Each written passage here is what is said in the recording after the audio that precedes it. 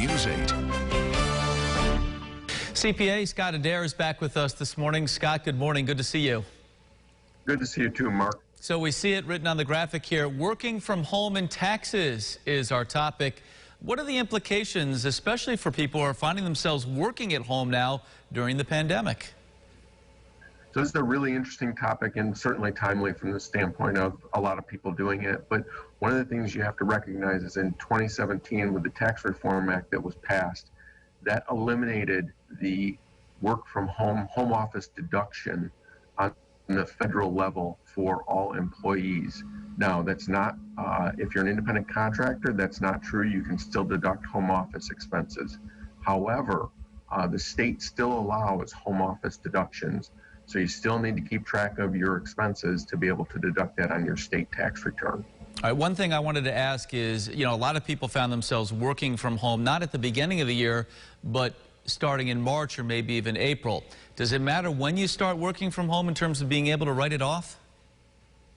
Does not matter when you started working from home. At any point in time, as people go through job changes through the year, they can certainly do it. So the pandemic had no impact on the ability to write those expenses off.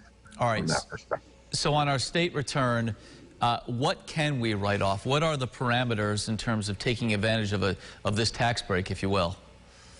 So you really want to look at the things that you're specifically using for your home office, your computers, any type of phones you may need, desks or chairs or things like that, what are really referred to as standard office supplies that you get at work that you now have to have at home. One of the things that all the literature points out is, your dining room table doesn't count as a tax deduction at this point in time.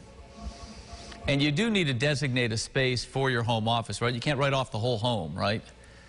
Yeah, you need to make sure that it's a specific space in the house that is designated for that purpose for a home office. Absolutely. Okay. One last point I want to make before we go here. Some people are finding themselves working remotely, say out of state. There's an important consideration here. Yeah, that's a really good point, Mark. Would just add that if you are working remotely and you decide to take your office to a different state, you may want to consult with your employer and your tax advisor regarding the tax implications associated with that. Income earned in a different location could be taxed by that location, and thus comes along with withholdings from that particular location, as well as a non-resident income tax return for that particular state. Fascinating conversation, Scott. Thank you.